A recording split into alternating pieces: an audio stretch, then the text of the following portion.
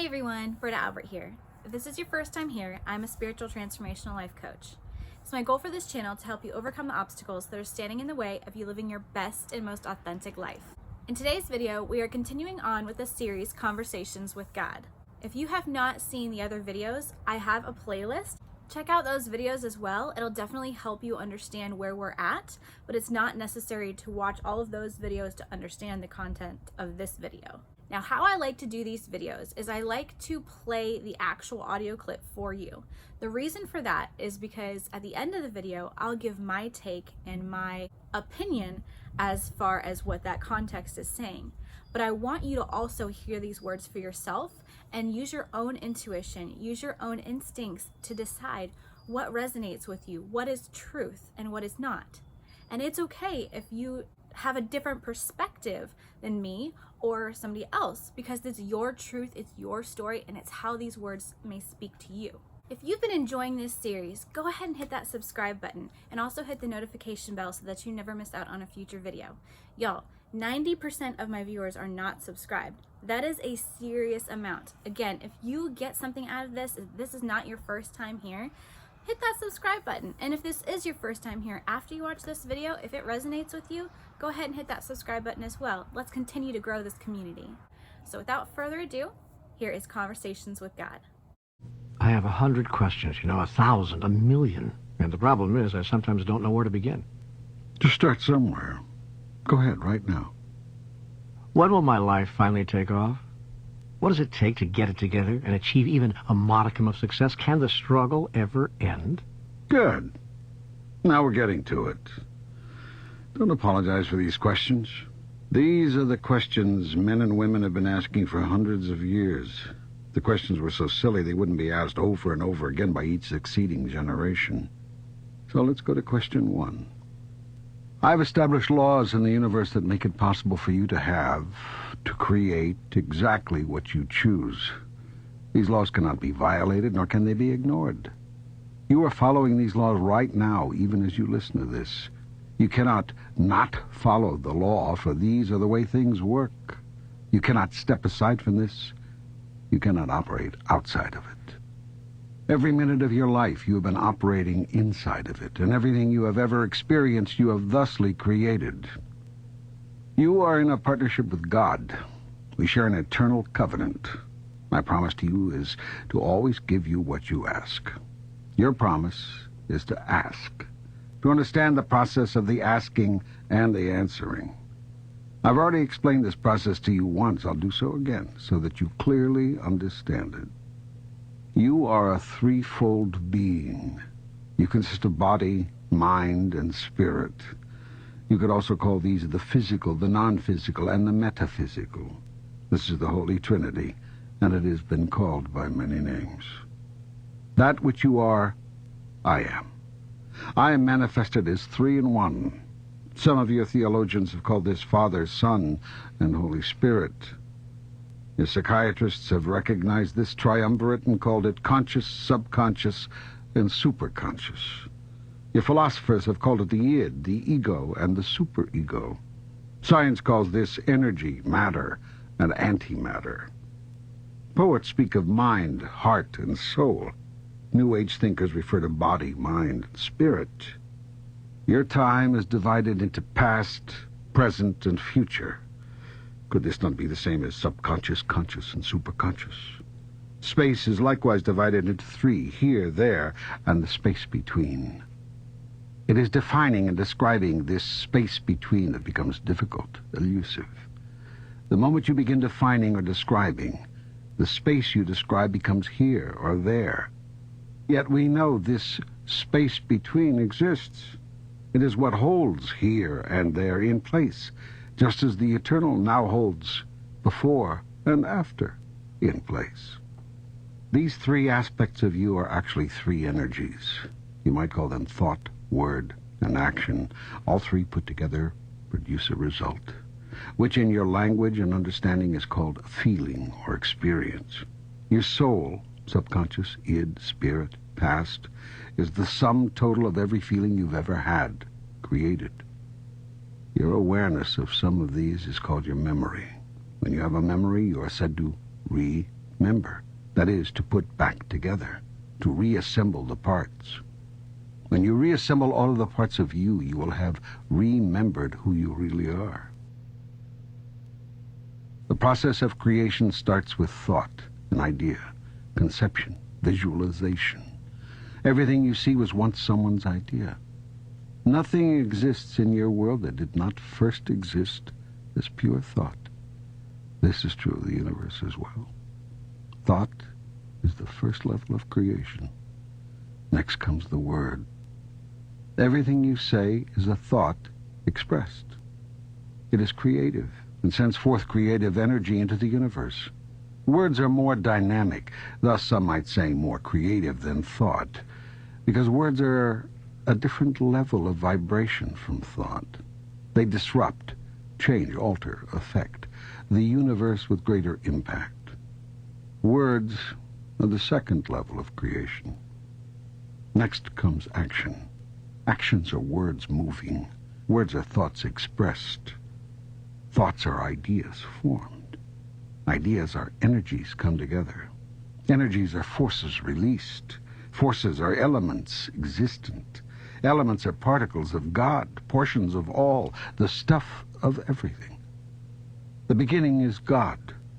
The end is action. Action is God creating, or God experienced. Your thought about yourself is that you are not good enough, not wondrous enough, not sinless enough to be a part of God, in partnership with God. You have denied for so long who you are that you've forgotten who you are. This has not occurred by coincidence. This is not happenstance. It is all part of the divine plan. For you could not claim, create, experience who you are if you already were it. It was necessary first for you to release, deny, forget your connection to me in order to fully experience it by fully creating it, by calling it forth. For your grandest wish, and my grandest desire, was for you to experience yourself as the part of me you are. You are therefore in the process of experiencing yourself by creating yourself anew in every single moment, as am I, through you. Do you see the partnership? Do you grasp its implications? It is a holy collaboration, truly, a holy communion. Life will take off for you, then, when you choose for it to. You have not so chosen as yet. You have procrastinated, prolonged, protracted, protested. Now it is time that you promulgated and produced what you have been promised.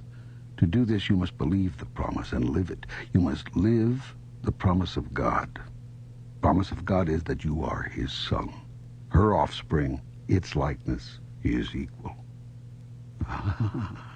Here's where you get hung up. You can accept his son, offspring, likeness, but you recoil at being called his equal. It is too much to accept. Too much bigness, too much wonderment, too much responsibility. For if you are God's equal, that means nothing is being done to you and all things are created by you. There can be no more victims, no more villains, only outcomes of your thought about a thing. I tell you this, all you see in your world is the outcome of your idea about it. Do you want your life to truly take off? Then change your idea about it, about you. Think, speak, and act as the God you are. Of course, this will separate you from many, most of your fellow men. They will call you crazy. They will say you blaspheme. They will eventually have enough of you. They will attempt to crucify you. They will do this not because they think you are living in a world of your own illusions. Most men are gracious enough to allow you your private entertainments, but because sooner or later others will become attracted to your truth, or the promises it holds for them. Here is where your fellow men will interfere, for here is where you will begin to threaten them. For your simple truth, simply lived, will offer more beauty, more comfort, more peace, more joy, and more love of self and others than anything your earthly fellows could contrive.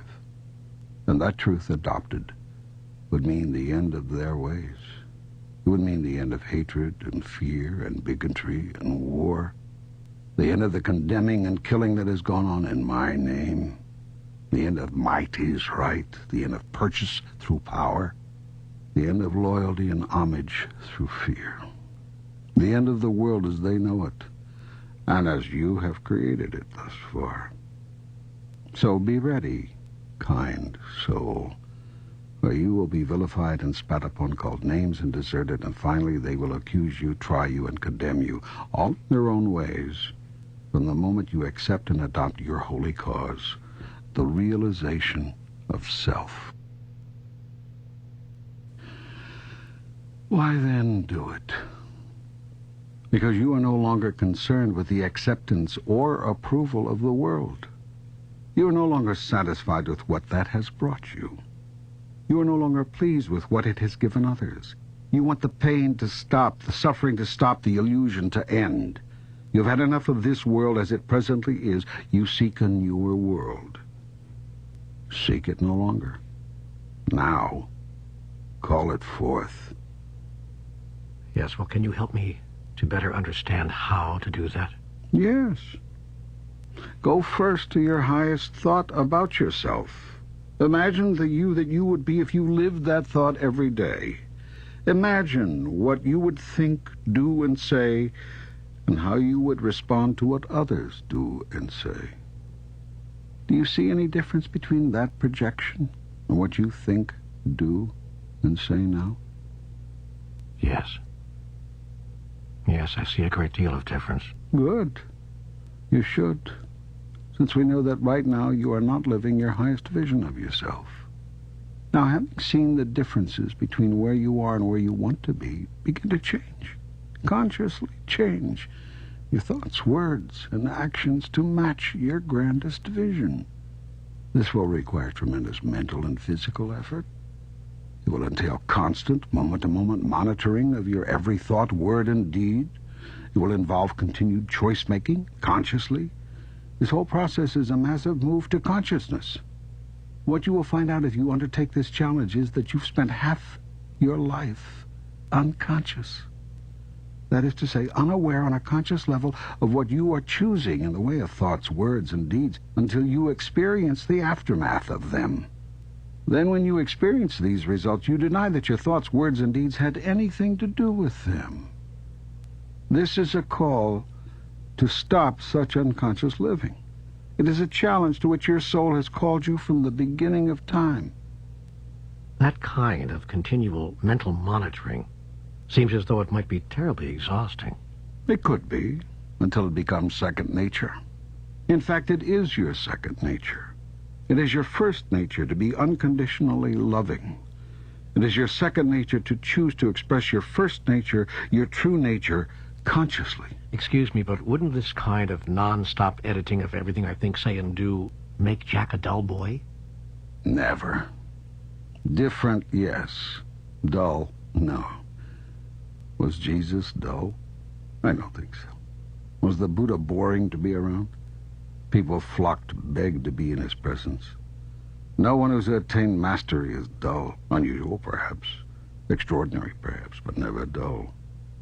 So, do you want your life to take off? Begin at once to imagine it the way you want it to be, and move into that. Check every thought, word, and action that does not fall into harmony with that. Move away from those. When you have a thought that is not in alignment with your higher vision, change to a new thought, then and there. When you say a thing that is out of alignment with your grandest idea, make a note not to say something like that again. When you do a thing that is misaligned with your best intention, decide to make that the last time. And make it right with whomever was involved if you can. When God is talking about creation and how you create and the intention of words, it to me is common sense. If you think about it, we are all creators. There's really no arguing that. Everything starts out as a thought. This house started out as someone's thought.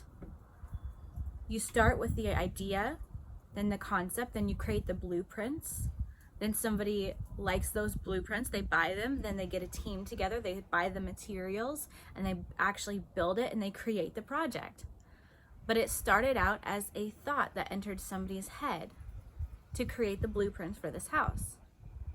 It works that same way with your entire community that you're in was thought up by a person or a team of people. The car that you drive was thought up by a team of people.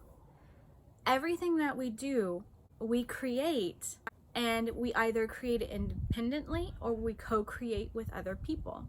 And I would say you could go even deeper than that, and you're constantly co-creating with other people, because especially if you're talking about something physical, you're going to need materials that somebody else has created, that somebody else has developed. We're going to go to a store that somebody else has thought up and created, and teams have come together.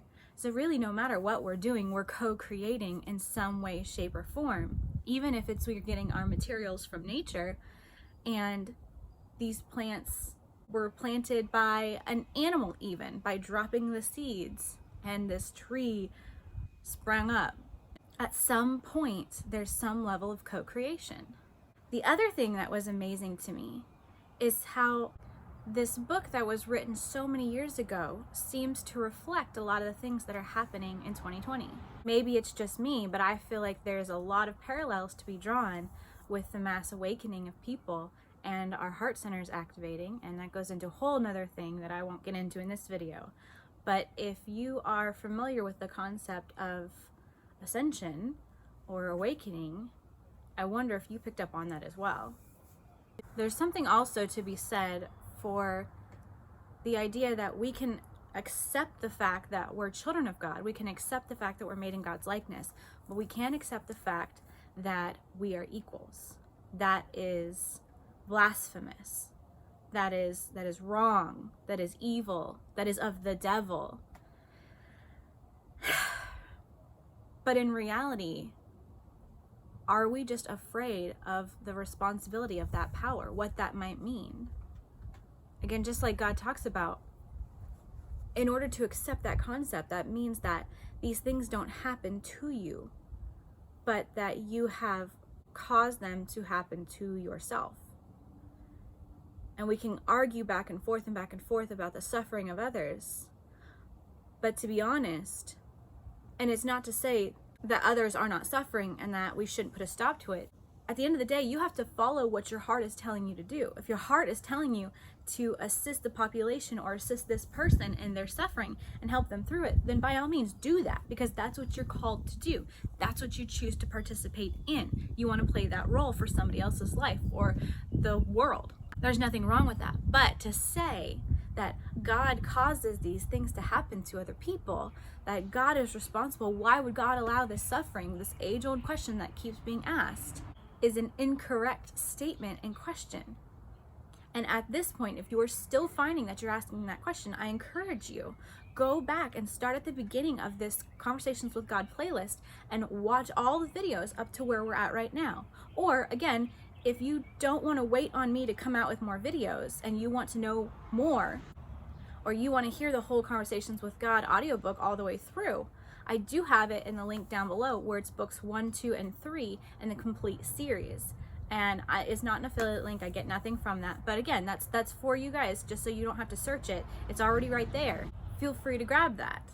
The idea and the understanding that you are God can be terrifying, and I know this. If I were to say that it's not a terrifying concept to understand the level of power that I possess, I would be a liar. It's scary to feel like you're relying on yourself, but at the end of the day, you also have to remember you're not relying on yourself. It's co-creation. You have God. You have a relationship with God. You are one. And that is ultimately what Jesus was teaching. I and the Father are one. Nobody comes to the Father but through me. What does that mean? Is Jesus saying that you have to believe in Jesus and you have to fully believe everything that the gospel says about Jesus? Not what Jesus said himself, but what the apostles said about him in order to have that relationship with God. No, Jesus is our example about how to have a direct relationship with God. And to be honest, that's how Lutheranism started. Martin Luther questioned the Catholic Church and said, no, I'm actually paying attention to what Jesus said.